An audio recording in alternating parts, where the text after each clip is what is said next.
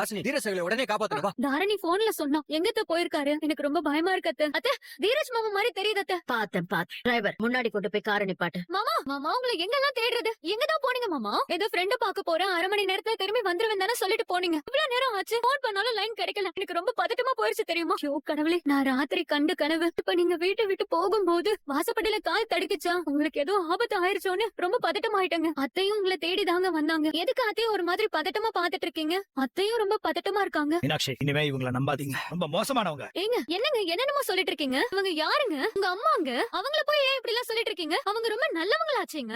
எதனால அத்தைய பத்தி இப்படி எல்லாம் சொல்றீங்க? உங்களுக்கும் அத்தைக்கும் எதுவும் பிரச்சனையா? அதனாலதான் அத்தைய பத்தி இப்படி சொல்றீங்களா? மீனாட்சி, தயவு செஞ்சு நான் சொல்றது பொறுமையா கேளுங்க.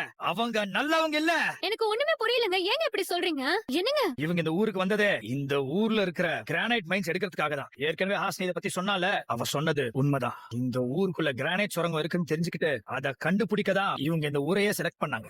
சென்னையும் தப்பானவனா தான் வளர்த்தாங்க. அந்த கிரானைட் சுரங்கத்தை கண்டுபிடிச்சா கவர்மெண்ட் கிட்ட பர்மிஷன் வாங்கி அது தோண்டி எடுக்க நிறைய பணம் தேவைப்படும். அது அவங்கள்ட்ட இல்ல. அதனால ஒரு பணக்கார வீட்டு பொண்ணா பார்த்து எனக்கு கட்டி வைக்க முடிவு பண்ணாங்க. அதுக்கப்புறம் என் கிட்ட ஜெனரல் பிசினஸ் சொல்லி இங்க அனுப்பிச்சு வச்சாங்க. அதுக்கு இடையில தான் நம்ம 2 பேருக்கும் பழக்கமாச்சு. ஆனா அது உங்களுக்கு சுத்தமா பிடிக்கல. அதனாலதான் இந்த ஊர்ல நல்ல பேர் எடுத்து எம்எல்ஏ ஆயிலான்ற ஆசையில உங்களுக்கும் எனக்கும் நல்லவங்க மாதிரி கல்யாணம் பண்ணி வச்சாங்க. எம்எல்ஏ ஆனதும் உங்களுக்கும் எனக்கும் சட்டப்படி டைவர்ஸ் வாங்கி நம்மள பிரிச்சிடலாம்னு நினைச்சாங்க.